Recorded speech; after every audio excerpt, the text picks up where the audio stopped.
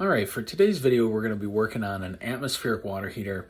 I did this atmospheric water heater a couple days ago. The circumstance was basically a no heat. It's actually at a landlord's property, and I want to do some videos in people's houses, but I'm having a hard time trying to figure out how to do that. You know, I don't want to be intrusive with it.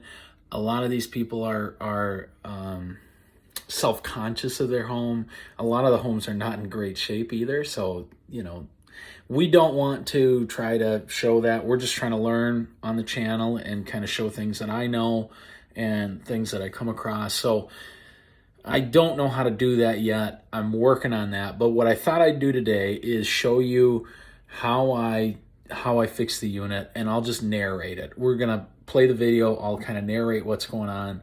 We'll try this format. I don't know if it's going to work well or not. But anyways, this is a Bradford White atmospheric hot water heater, and we'll go from there. I already did the diagnostic earlier that day. So the diagnostic was there was no pilot light at arrival.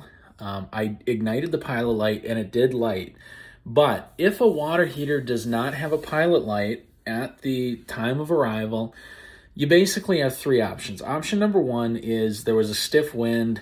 The wind created enough pressure in the exhaust or the flue that it blew the pilot light out. So like winds in excess of 45 miles an hour, 40 miles an hour, sometimes we see that. We'll get like one or two calls a day in situations like that. This was not that. So then you have two other options. Option number one is you have a bad thermocouple or a thermopile. And we also call them millivolt generators. Thermopiles are millivolt generators, and that's what this unit had. It didn't have a thermocouple, and I'll show you that, and we're going to demonstrate how that works. So that's your first option. Option number two is that the actual valve is not recognizing the signal from the thermopile. So the thermopile creates a little voltage. That valve should say, hey, there's voltage. I got to turn on the flame. If it doesn't do that, it shuts the pilot light off. 90% of the time, it's the thermocouple or the thermopile, and 10% of the time, it's that valve. So we always try the thermocouple first, thermopile, whatever it is, and we'll go from there. This particular unit has an ignition assembly. It is not just a thermocouple that you can change out. So anyways, we'll go through that and we'll see what you think. Okay, before we go into the finding of the part, this is what an atmospheric water heater looks like. We can see at the top of the unit, it has a steel exhaust pipe. The exhaust pipe actually floats a little above the water heater, and that allows basically like fresh air to get in there and kind of create this upward draft. And that's the flue.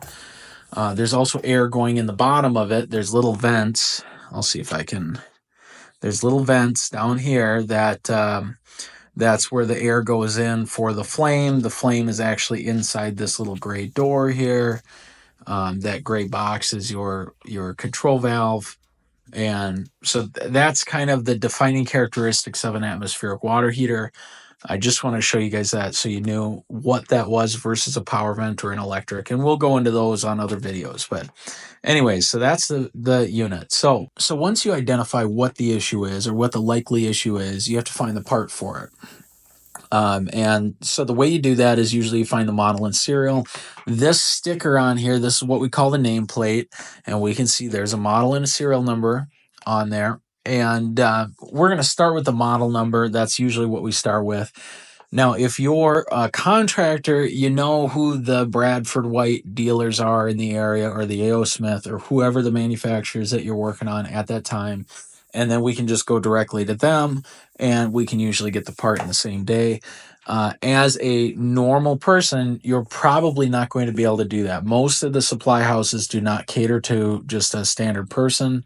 Sometimes you can talk a contractor into, selling you a part or authorizing the purchase of a part. I usually do that if people ask, but not everybody's going to want to mess with that. So I circled here, it says model serial. We're going to try that model number. And let me see here. Okay, so when I search the model number, these are the answers, and right off the bat, you have Supply House. Supply House is a great supplier for people online. They're one of the ones that I often use for miscellaneous parts in the truck. I don't use them if I need the part today because it usually takes a couple days, but they're the go-to place if we need to order something. So we're just going to click it. There's our water heater. It says it's discontinued, but then it says right down here we have replace parts or replacement parts. So we're going to click that. Okay, here's our replacement parts. Now, just from looking at what we have going on there at that place, I can see that this top option here is the ticket for me. That's our natural gas pilot assembly. If I was a homeowner and I had spare change lying around, I would do this package deal, the control valve and pilot kit. That way the unit is good to go for an extended period of time. There's really not that many components on an atmospheric water heater. You basically have that control valve, you have the burner assembly, and you have the pilot kit or the pilot assembly. The burner assembly doesn't go bad. So, you pretty much cover everything that could be of issue, and you buy yourself more time. The kiss of death on an atmospheric water heater is either not being able to get the parts because they're discontinued. If you get into that like 25 to 30 year range, they do start discontinuing, or if the thing starts leaking. If you have a water softener, typically you don't have to worry about them leaking because the water quality does not chew away at the unit. So I would suggest that, but this is the unit this is the pilot assembly we got. I got that from a local supply house in town, so I had it right away. But it only takes you 2 days. So a lot of times with these either thermocouples or the millivolt generators or thermopiles, whatever you want to call them, you can wipe them off a little bit, reignite it, it'll light up, and it should work for another month or something. But you want to order the part right away. You don't want to be sitting there nursing it along until it won't hold a pilot light anymore, because then you're going to be out of hot water for 2 days while you're working on this part, or you got to hire a guy like me, which is going to be more expensive. So there you go. That's how we're sourcing the part.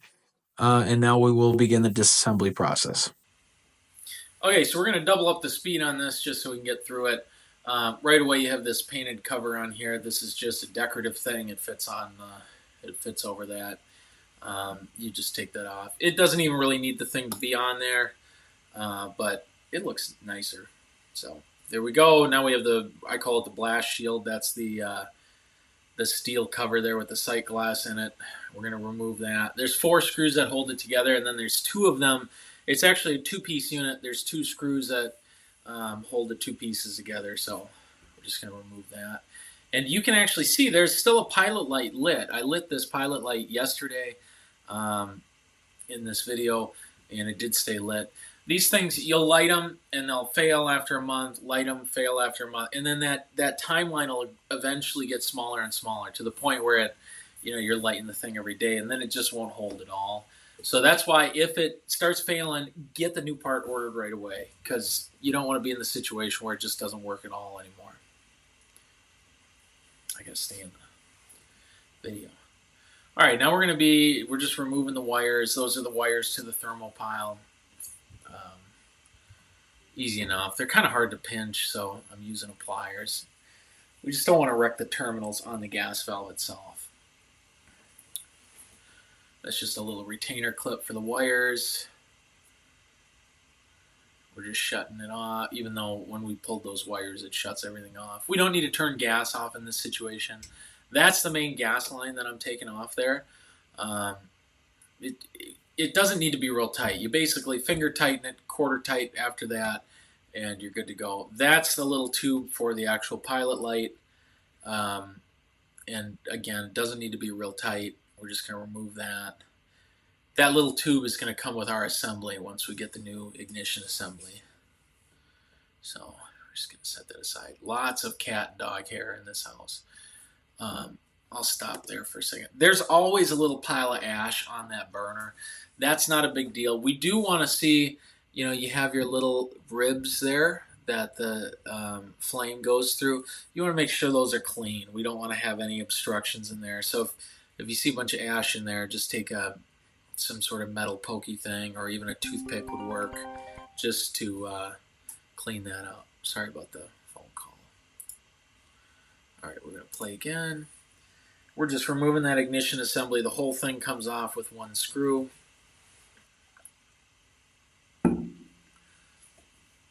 All right, so there's your ignition assembly. There's the new one. There's the old one. You can see the comparison there. Now we're going to flip over, and I'm going to show you, or kind of demonstrate, how that thermopile works. And I'm sorry I keep switching between millivolt generator, thermopile. I should just keep that standard. I've been saying thermocouple a lot too, because 90% of the water heaters we do have a thermocouple, but it is a millivolt generator in this case, aka thermopile. Here we go. All right, I just want to show how these ignition assemblies work quick. We're just pausing the other video. So this is the igniter, and this sparks against this cylinder. This cylinder is our millivolt generator. You can also call it a thermopile. It could also be a thermocouple in a lot of cases, but this guy's going to produce more voltage than a thermocouple. And then this is the pilot. So what happens is you'll see me try to ignite the pilot in a little bit here. When we press the button, it emits gas out of this, and then we press the ignition, and this sparks against this guy, and then the fuel that's just kind of hovering here will light up into a pilot light. So that's kind of the deal. We can see here, I just connected the wires to my meter so we can check it out. You can actually test to see if these things work. We're not going to get an accurate reading because I'm going to use a torch, so I don't know exactly what the B2 of the pilot should be or whatever. But we can see we're at 2.2 millivolt here. That's probably from me just holding on to it. But we're going to heat it up and see if we can see something happen. So you see the voltage is increasing there. We don't want to get too hot with it. Realistically, on most millivolt generators, you're going to want to be somewhere in the 600 or 700 millivolt range. You can see this one's skyrocketing, but we're also using a torch, so it's going to be a lot hotter than a normal pilot light. Now, one thing you can do if you're trying to just bridge the gap between getting the new unit and using the existing unit, you can see there's this buildup on here, and you can clean that off. A lot of guys will say, oh, you're scamming them for selling them a new one. You can just clean this. We're there because they want the job fixed, and they don't want us coming back. If I clean this off, it might work for a few months. It might work for a week. It might fail the next day. They don't want to have us come back. They don't want to pay for another trip charge, and I don't want to come back on a free trip charge. So we're going to replace this thing, and then it's done, and we don't have to worry about it for, years to come. Now it's going down because we're not heating. So, all right, back to the main video. Okay, we're back to the reassembly process. One thing I did not show, let me just pause that. Oh, I'm going to show it right now. Right at this moment, so you can see that the burner tube, that's the bigger silver thing, it kind of sandwiches down to flat, and it's actually fitting. Let me see if I can zoom in. I don't think I can zoom in. Shoot. Anyway, there's a little slit, and that tube goes into that slit. The reason for that is it stabilizes and centers that burner, and you want to get it in there because once you get that in there and then you secure the top of it, then the thing is locked in place. If it wasn't there, it'd wobble all over the place. You wouldn't have it lined up nicely with that chimney there. So you do have to make sure you get that in there. Usually you can just stick a light. It's usually pretty simple. But it is a critical component of the repair. So just make sure that's the case. Stick it in there. You shouldn't really be able to, you can slide it back and forth, but you can't really wiggle it side to side or up and down once it's in there. So keep that in mind and try to get that in place, or please do get that in place. Okay, continuing on, we're getting the main tube hooked back up. And basically, we're just doing everything in reverse now. So we're going to put the pilot light tube in there now. That one can be a little bit of a bugger sometimes. You want to make sure that it's seated up there nicely, and you finger screw it in.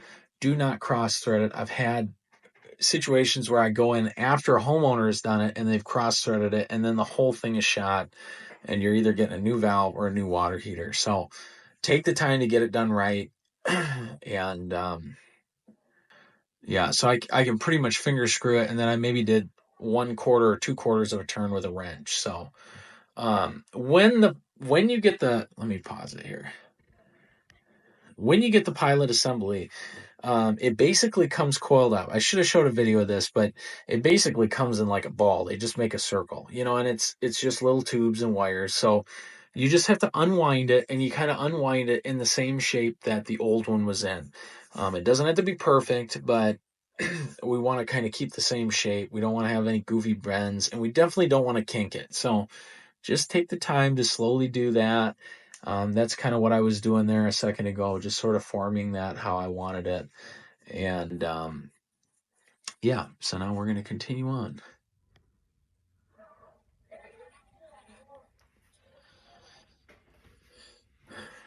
There we go. So now I'm putting the plate back on here. So one thing to look at, and you can't really see it from here, but on the plate you'll see there's an indentation for the main gas line, but there's usually like little indentations or little grooves where the existing tubes were before.